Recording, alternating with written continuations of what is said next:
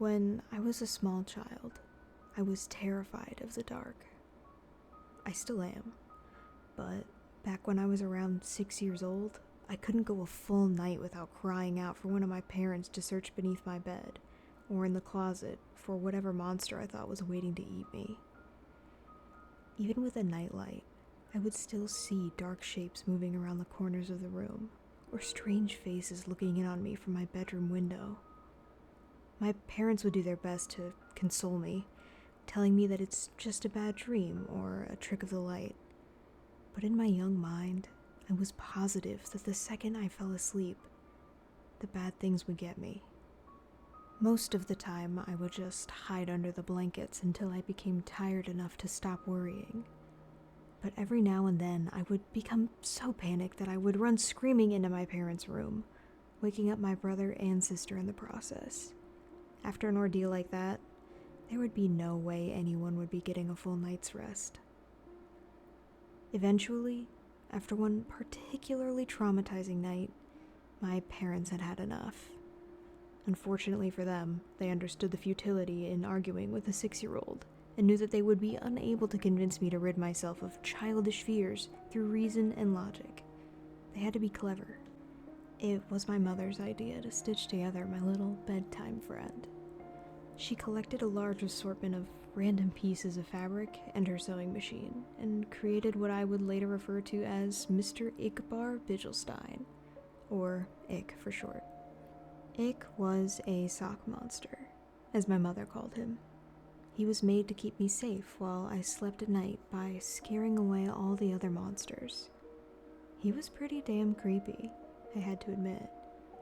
Honestly, looking back on it all now, I'm still impressed that my mom could think of something so strange and disturbing looking. Ickbarr had the stitched together look of a Frankenstein gremlin, with big white button eyes and floppy cat ears.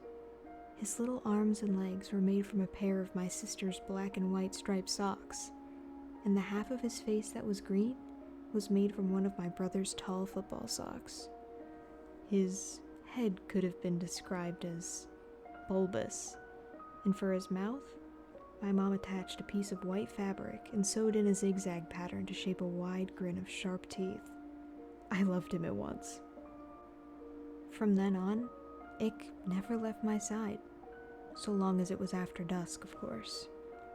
Ick didn't like the sun, and would get upset if I tried to bring him to school with me. But that was okay. I only needed him at night to keep away the boogeymen, which was what he was good at. So every night at bedtime, Ick would tell me where the monsters were hiding, and I would place him near the section of my room closest to the spookiness. If there was something in the closet, Ick would block the door. If there was a dark creature scratching at my window, Ick would be pressed up against the glass. If there was a big hairy beast under my bed, then under the bed he went. Sometimes the monsters weren't even in my room. Sometimes they would hide in my dreams, and Ickbarr would have to come with me into my nightmares. It was fun bringing Ick into my dream world, as he and I would spend hours fighting off ghouls and demons. The best part was, in my dreams, Ick could talk to me, for real. "How much do you love me?" he would ask. More than anything, I would always tell him. One night in a dream, after I'd lost my first tooth, Ick asked me for a favor.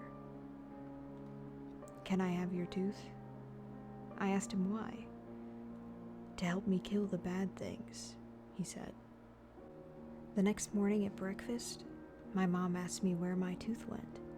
From what she told me, the tooth fairy didn't find it under my pillow. When I told her that I gave it to Ickbarr, she just shrugged and went back to feeding my little sister. From then on, every time I lost a tooth, I would give it to Ick, and he would thank me, of course, and tell me that he loved me. Eventually, though, I ran out of baby teeth, and I was beginning to get a little too old to be playing with dolls. So, Ick just sat there on my bookshelf, collecting dust, slowly fading away from my attention.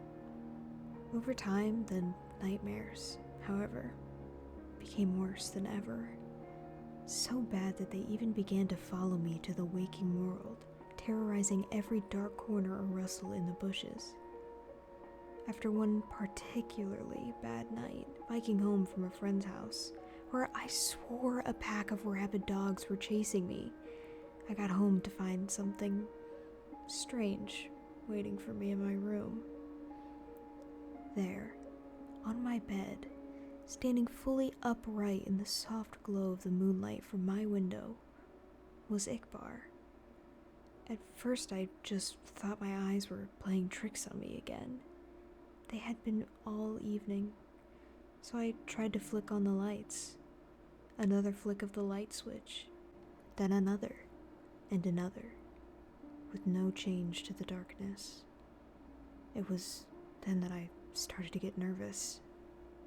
I backed away slowly towards the door behind me, my eyes never leaving the shape of Ick's silhouette, my hand awkwardly outstretched behind, reaching for the doorknob. I was just about to get my ass out of there when I heard the door slam itself shut, locking me into blackness. In nothing but shadows and silence, I stood frozen in place, not even breathing. For how long, I can't say. But after what felt like a lifetime of cold fear, I heard the shrill, familiar voice. You stopped feeding me, so why should I protect you? Protect me from what? Let me show you. I blinked once, and everything changed. I wasn't in my bedroom anymore. I was somewhere else. It wasn't hell, but the comparison wasn't far off. It was some sort of forest. A horrible, nightmarish place where partial embryonic abortions hung from the canopy and the ground swarmed with carnivorous insects. A thick fog wafted through the air, and with it, the stench of rotting meat, while chartreuse lightning flashed across the night sky. In the distance, I could hear the agonizing screams of something not quite human. My head throbbed like it was about to explode, the pain forcing out a river of tears. In my mind, I heard his voice again. This is what your reality would become without me. I felt earth-shaking footsteps approaching fast. I'm the only one who can stop it. It was behind me now, huge and angry, hot breath across my back.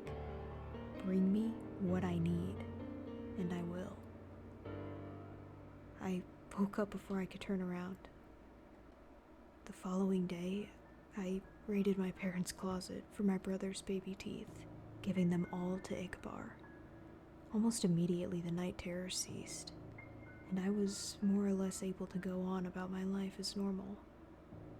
From time to time, I would have to sneak into my little sister's room and snatch what was meant for the tooth fairy, or strangle one of the neighborhood cats and pry out its sharp little incisors. Anything to ward off the visions. Anything from a shark tooth necklace to a cavity ridden by cuspid. I also began to notice that Ick would move about my room whenever I left for any length of time, rearranging my stuff and hanging additional curtains. He was even beginning to look more lifelike somehow. In the right light, his teeth would glisten, and he was warm to the touch. As much as he creeped me out, I couldn't work up the courage to just destroy him, knowing perfectly well where that would leave me.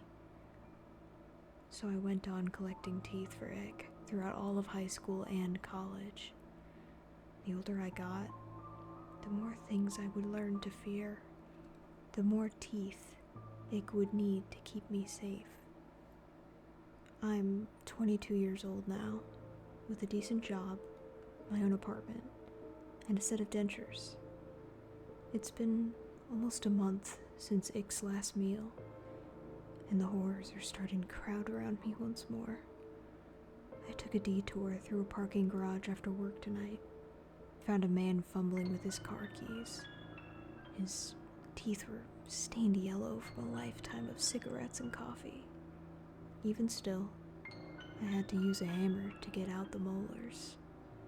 When I got back to my apartment, he was waiting for me, on the ceiling in the corner. 2 white eyes and a mouth of razors. "How much do you love me?" he asks. "More than anything," I reply, taking off my coat. "More than anything in the world."